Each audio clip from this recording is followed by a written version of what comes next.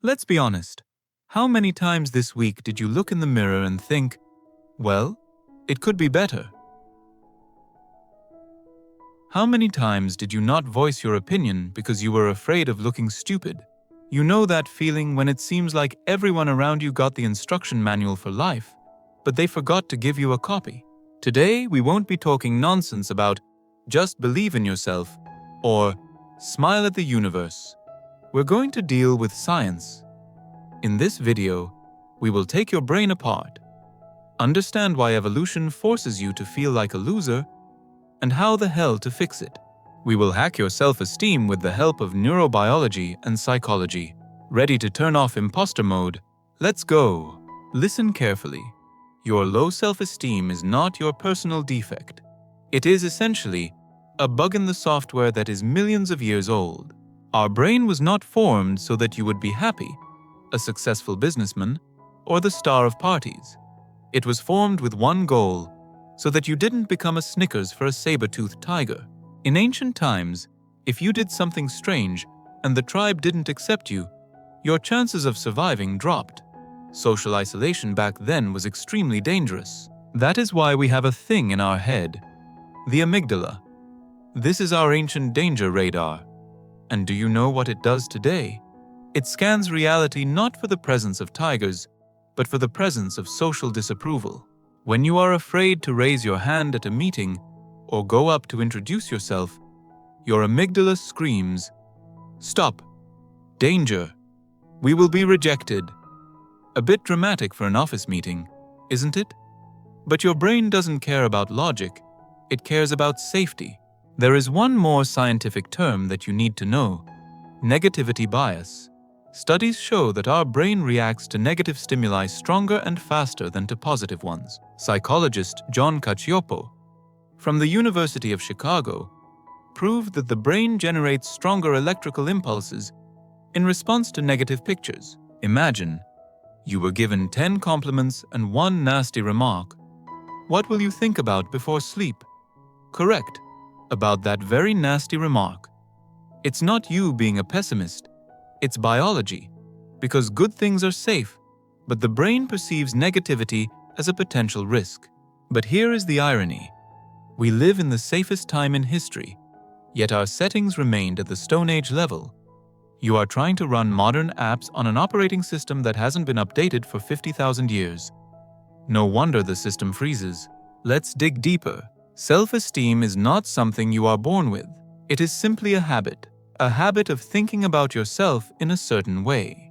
In neurobiology, there is a concept called neuroplasticity. This is the brain's ability to change under the influence of experience. Imagine your brain as a dense forest. Every time you have a thought, you trample a path. If for years you think, "I'm not good enough. I won't succeed at anything. I'm boring," you are not just thinking. You are turning this path into a high-speed 8-lane highway. Neurons that fire together, wire together. Hebbian theory. And now, when some situation happens, your thought automatically flies along this highway of negativity. It is simply the path of least resistance. It is easier for an electrical impulse to run along a well-trodden road than to tear through the bushes of positivity. And here the reticular attention system comes into play. This is the RAS in the psychology of attention. It is a filter you have at the base of the brain. It decides what information to let into consciousness and what to screen out. Watch how this works. You decided to buy a red car, and suddenly you start seeing red cars everywhere. Did they multiply? No. It's just that your RAS received a command. Red cars are important. And now apply this to self-esteem. If your setting is, "I'm a loser," the RAS, reticular attention system, not a medical term, will filter reality to confirm this. Someone yawned while you were speaking. That very attention filter screams, "Aha, you are boring." Someone praised you. The attention filter whispers, "They are just being polite. Don't believe it."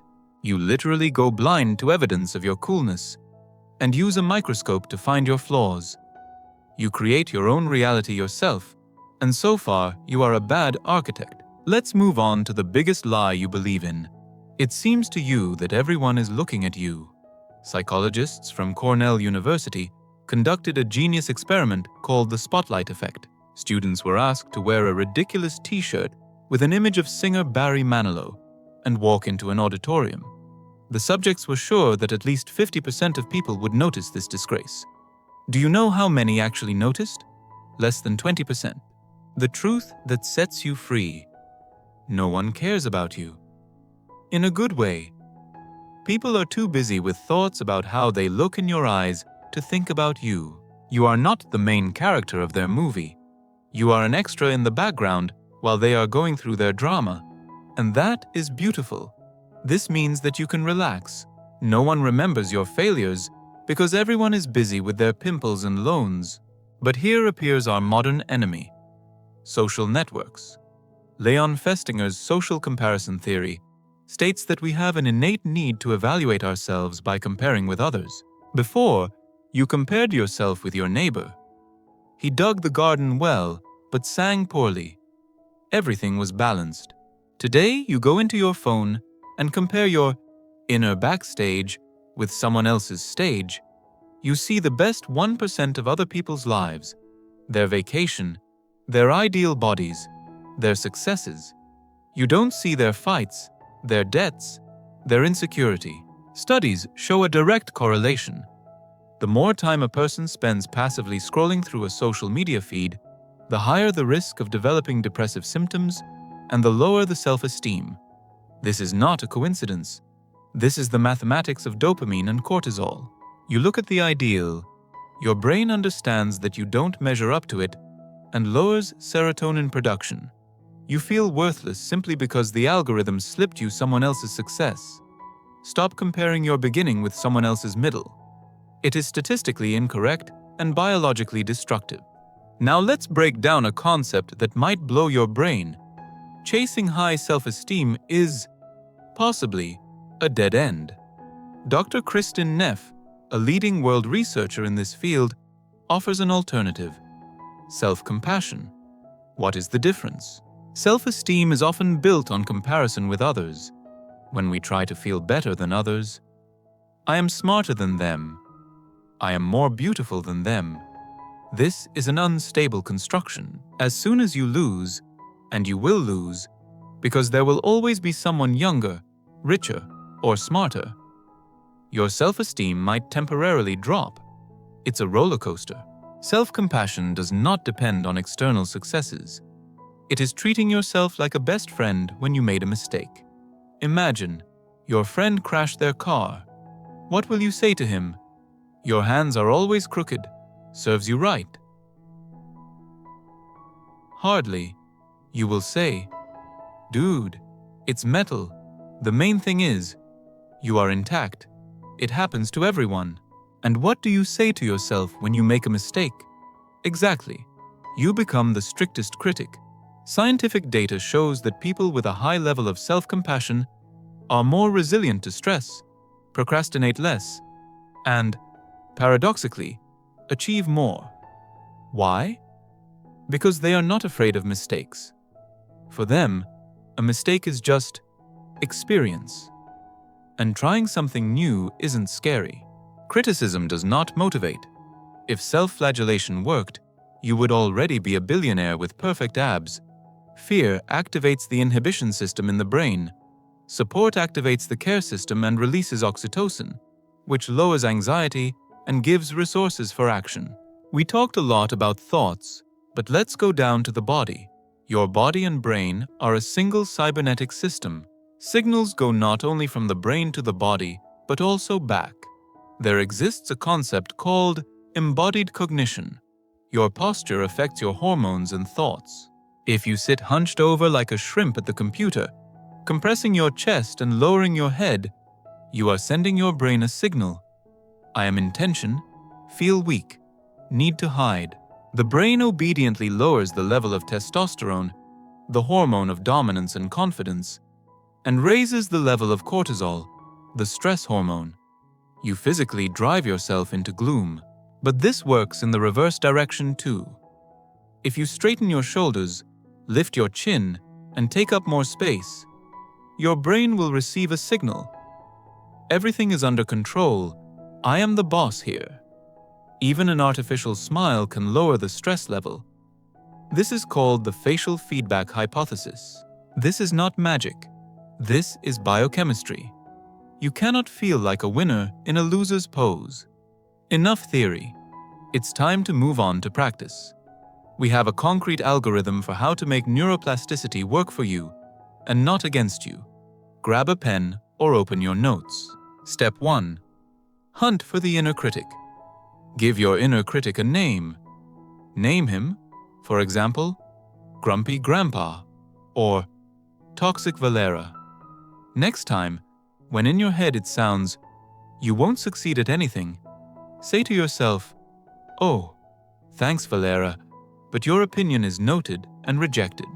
In psychology, this is called cognitive diffusion.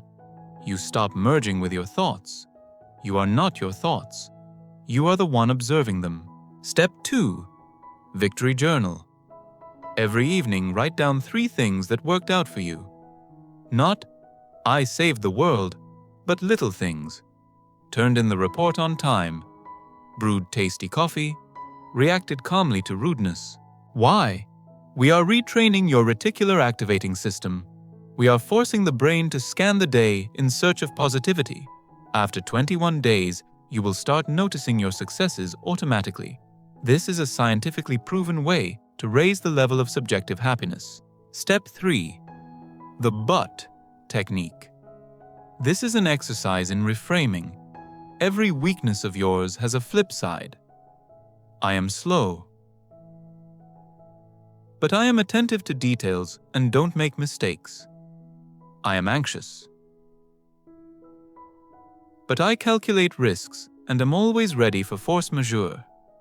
Stop considering your peculiarities bugs. These are features. Find the context where your feature wins. Step 4. Act through fear. Confidence is a consequence of actions, not the cause.